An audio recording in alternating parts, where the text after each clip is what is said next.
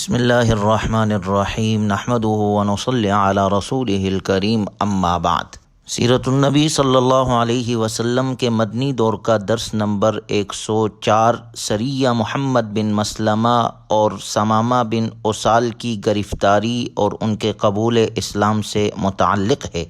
غزوہ خندق میں مسلمانوں کی کامیابی کے بعد یہ بات واضح ہو گئی تمام لوگوں پر کہ اب مسلمانوں میں پیش قدمی کی طاقت پہلے کے بنسبت زیادہ بڑھ چکی ہے۔ رسول اللہ صلی اللہ علیہ وسلم نے مدینہ منورہ کے ارد گرد موجودہ بقیہ طاقتوں کو زیر کرنے کے لیے تیاریاں شروع کر دی۔ مستقبل میں قریش سے جنگ کرنے کے لیے ایسا اقدام لازمی اور سابقہ جنگ کا نتیجہ تھا۔ آپ علیہ الصلوۃ والسلام نے ایک ہی سال میں 2 بڑی جنگیں لڑی اور 4 چھوٹے لشکر روانہ کیے۔ یہ سب ان کارروائیوں کے علاوہ ہے جو آپ علیہ الصلوۃ والسلام نے سن 5 ہجری کے اختتام پر کی۔ آپ علیہ الصلوۃ والسلام کا ارادہ تھا کہ قریش کا محاصرہ مزید سخت کر کے ان کی طاقت توڑ دی جائے، اور یہ بھی مقصود تھا کہ قریش کے ان حلیفوں کے ہاتھ کاٹ دیے جائے جو قریش کو مدد دے رہے تھے۔ چنانچہ آپ علیہ الصلوۃ والسلام نے احزاب یعنی ان گروہوں کا راستہ روکا اور ان کے منصوبوں کو خاک میں ملا دیا اور یہود بنو قریظہ کی تدبیر کو ناکام بنایا۔ یوں آپ علیہ الصلوۃ والسلام نے جو کامیابی حاصل کی اس کے اچھے نتائج سامنے آنے لگے۔ اب آپ علیہ الصلوۃ والسلام نے اپنے مخالفین کے خلاف بھرپور محاذ کھول لیا۔ آپ صلی اللہ علیہ وسلم نے قریش کی اقتصادی شہرک پر ہاتھ ڈالا، یعنی احزاب کی معاونت کرنے والوں کو سزا دینے کے لیے چند فوجی مہمات روانہ کیے۔ ان قبائل سے بدلہ لینے کے لیے بھی لشکر روانہ کیا جنہوں نے مبلغین کو دھوکہ دیا تھا یا جو اسلام کے خلاف علم بغاوت بلند کیے ہوئے تھے۔ چنانچہ ان سرایہ میں سب سے پہلا سریہ آپ صلی اللہ علیہ وسلم نے غزوہ احزاب اور غزوہ بنو قریظہ کے بعد سب سے پہلا سریہ محمد بن مسلمہ رضی اللہ عنہ کی قیادت میں 30 افراد کا لشکر روانہ فرمایا۔ مدینہ منورہ کے مشرق میں عرب جنگجو قبائل آباد تھے۔ یہ نجد کا علاقہ تھا، جنوب میں مکہ مکرمہ اور مغرب میں تہامہ کی ساحل کی پٹی تھی۔ یہاں کے قبائل سے معاہدہ ہو چکا تھا۔ رسول اللہ صلی اللہ علیہ وسلم کو ان قبائل کی طرف سے حملے کی اطلاع ملی تو آپ علیہ الصلوۃ والسلام نے اسی وقت یہ لشکر روانہ فرمایا۔ چونکہ بت پرست گروہوں میں سے نجدی قبائل مسلمانوں کے خلاف سب سے زیادہ جرأت دکھاتے تھے۔ یہ لوگ بڑے جنگجو، طاقتور اور خاصی تعداد میں تھے، اور یہ نجدی قبائل احزاب میں ریڑھ کی ہڈی کی حیثیت رکھتے تھے۔ احزاب کی اصل قوت یہی شرپسند قبائل تھے۔ غزوہ احزاب میں 6000 کا جو لشکر جنگجو کا تھا، اس میں بنو غطفان، بنو اسلم، بنو فزارہ اور بنو اسد کے لوگ نجدی قبائل ہی سے تعلق رکھتے تھے۔ یہی وجہ ہے کہ جنگ احزاب کے بعد نبی صلی اللہ علیہ وسلم نے دشمن کو سبق سکھانے کے لیے جو پہلی مہم روانہ کی وہ نجدی قبائل پر حملہ آور ہوئی۔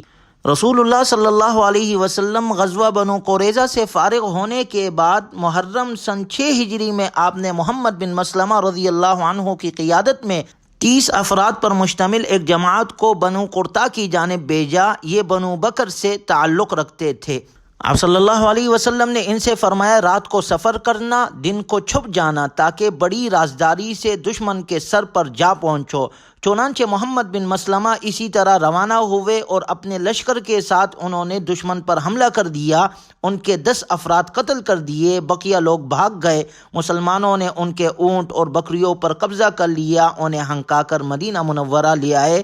یہ لشکر 19 راتوں کے بعد مدینہ منورہ واپس آیا۔ نبی صلی اللہ علیہ وسلم نے ان اونٹوں اور بکریوں کے 5 حصے کیے، 5واں حصہ خمس اپنے پاس رکھا، بقیہ مجاہدین میں تقسیم فرما دیا۔ ایک اونٹ 10 بکریوں کے برابر مانا گیا۔ اونٹوں کی تعداد 150 اور بکریوں کی تعداد 3000 تھی۔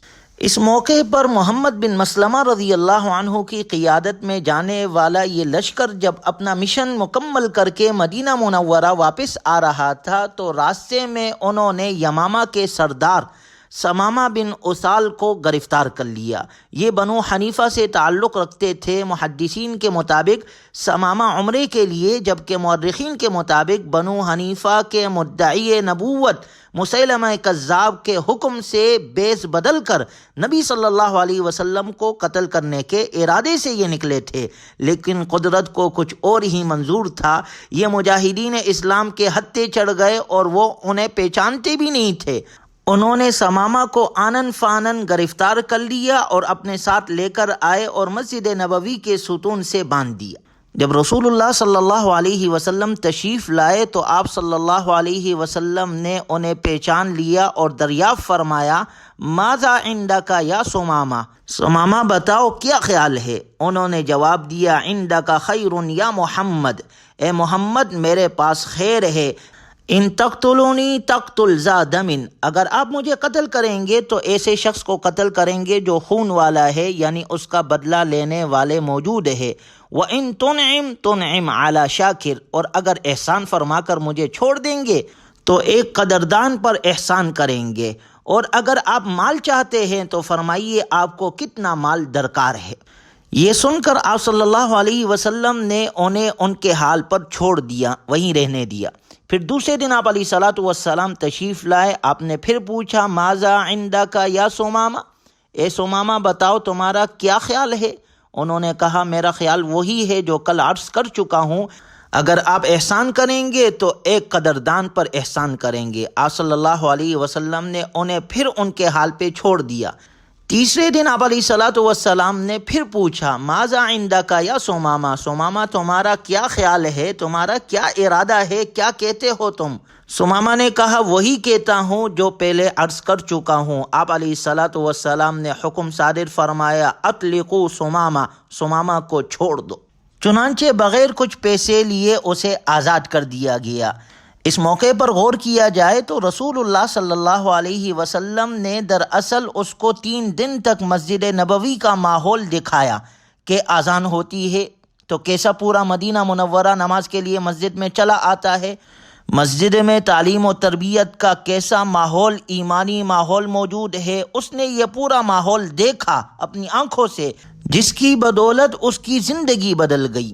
گویا آپ علیہ الصلاۃ والسلام کی محبت اور شفقت اور اسلام کی سیدھی سادی سچی اور میٹھی تعلیمات میں وہ زبردست جادو ہے جو بڑے سے بڑے دشمن کا دل جیت لیتا ہے۔ سچائی متاثر نہیں ہوتی بلکہ خود سچائی کے جلوے دوسرے کو متاثر کرتے ہیں۔ اس کا بڑا واضح نمونہ سمامہ بن اسال کی زندگی میں ملتا ہے۔ آپ صلی اللہ علیہ وسلم نے سمامہ سے صرف ایک سوال کیا تھا کہ اے اللہ کے بندے، کیا تو اب بھی اسلام کی صداقت کو نہیں پہچانا؟ سمامہ یہ بول سن کر صحابہ کرام رضی اللہ عنہم اجمعین کا عظیم کردار اور مسجد نبوی کی فضا دیکھ کر ایسا موم ہوا کہ انسانی تاریخ میں اس کی مثال نہیں ملتی کہ حضرت سمامہ بن اسال رضی اللہ عنہ نبی صلی اللہ علیہ وسلم کے تیر محبت کا شکار ہو گئے۔ وہ آپ علیہ الصلوۃ والسلام کی شفقت اور آپ علیہ الصلوۃ والسلام کے اعلیٰ اخلاق سے اس قدر متاثر اور مغلوب ہو گئے کہ اب اگر وہ چاہتے بھی تو اس در کو چھوڑ کر کہیں نہ جا سکتے تھے۔ مجھ کو اپنا بنا کر چھوڑ دیا، کیا اسیری ہے، کیا رہائی ہے۔ یہ عجیب لمحہ تھا جس نے ان کی تقدیر کو بدل دیا، ان کی آنکھوں سے نادانی کے سارے پردے ہٹا دیے۔ اب وہ آپ علیہ الصلوۃ والسلام ہی کی محبت میں ڈوب گئے، ان کی زندگی میں انقلاب آ گیا۔ انہیں رسول اللہ صلی اللہ علیہ وسلم کی طرف سے پروانہ آزادی مل چکا تھا، لیکن انہوں نے کفر کی زندگی گزارنے کے بجائے اطاعت رسول صلی اللہ علیہ وسلم کو ترجیح دی۔ اب وہ واپس یمامہ جانے کے بجائے آپ علیہ الصلوۃ والسلام کی محبت ہی کے اسیر ہو گئے۔ وہ مسجد نبوی کے قریب ایک تالاب پر گئے، غسل کیا، پھر مسجد نبوی تشریف لائے اور دل کی گہرائیوں سے یہ اعلان کر دیا، اشہد ان لا الہ الا اللہ و اشہد ان محمد الرسول اللہ، میں گواہی دیتا ہوں کہ اللہ کے سوا کوئی معبود برحق نہیں، بلا شبہ محمد صلی اللہ علیہ وسلم اللہ کے رسول ہے۔ اس کے بعد حضرت سمامہ رضی اللہ عنہ نے کہا، اے محمد، اللہ کی قسم پہلے مجھے روئے زمین پر آپ کے چہرے سے بڑھ کر کوئی اور چہرہ برا معلوم نہ ہوتا تھا، لیکن اب مجھے آپ کا چہرہ سب چہروں میں زیادہ محبوب ہے۔ اللہ کی قسم، پہلے مجھے آپ کے دین سے بڑھ کر کوئی اور دین برا معلوم نہ ہوتا تھا، مگر اب مجھے آپ ہی کا دین سب سے زیادہ اچھا معلوم ہوتا ہے۔ اللہ کی قسم، مجھے پہلے آپ کے شہر سے زیادہ کوئی شہر برا معلوم نہ ہوتا تھا، اب مجھے آپ کا شہر سب شہروں سے زیادہ محبوب ہے۔ میں عمرہ کرنے کے لیے جا رہا تھا کہ آپ کے گھڑ سواروں نے مجھے گرفتار کر لیا۔ اب آپ کیا ارشاد فرماتے ہیں؟ رسول اللہ صلی اللہ علیہ وسلم نے انہیں مبارکباد دی اور عمرہ ادا کرنے کی اجازت دی۔ جب ثمامہ رضی اللہ عنہ عمرہ کرنے مکہ مکرمہ پہنچے تو کوئی کہنے لگا ثمامہ بے دین ہو گیا۔ ثمامہ رضی اللہ عنہ نے کہا، نہیں، میں تو محمد صلی اللہ علیہ وسلم پر ایمان لایا ہوں۔ یہ جان لو کہ یمامہ سے تمہیں گیہوں کا ایک دانہ بھی نہیں آئے گا جب تک رسول اللہ صلی اللہ علیہ وسلم اجازت نہ دیں گے۔ چنانچہ حضرت ثمامہ رضی اللہ عنہ نے کفار کو سبق سکھانے کے لیے ایسے ہی کیا کہ یمامہ سے آنے والا اناج ان کا راستہ بند کر دیا۔ اس اقدام پر کفار کی چیخیں نکل گئی، کیونکہ شام کا راستہ پہلے ہی سے مسلمانوں نے بند کر رکھا تھا۔ اب یمامہ سے بھی اناج کا آنا بند ہو گیا۔ کفار نے رسول اللہ صلی اللہ علیہ وسلم سے رحم کی اپیل کی۔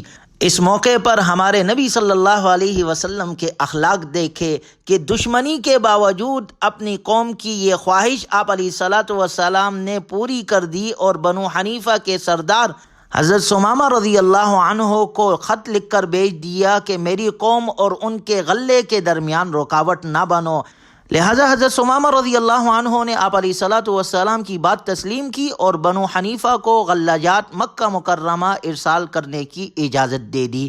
کتنا بڑا سبق ہمیں ملتا ہے اس واقعے سے کہ آپ علیہ الصلاۃ والسلام نے اپنے دشمنوں کے لیے بھی غلہ نہیں روکا۔ یہ ہمارے نبی کی تعلیمات ہے جس سے ہمیں سبق ملتا ہے کہ ہم بھی مخلوق خدا کے ساتھ اچھا برتاؤ کرنے والے ہو۔ حضرت ثمامہ رضی اللہ عنہ کے اس واقعے سے ہمیں چند سبق ملتے ہیں۔ پہلے نمبر پر یہ کہ کافر کو مسجد میں قید کرنا جائز ہے۔ دوسرا سبق یہ ملتا ہے کہ کافر قیدی پر احسان کرنا جائز ہے، اس لیے کہ جب آپ علیہ الصلاۃ والسلام نے ثمامہ پر احسان کرتے ہوئے انہیں چھوڑ دیا تو انہوں نے قسم کھا کر کہا کہ آپ کے اس احسان نے میرے بغض کو محبت میں تبدیل کر دیا۔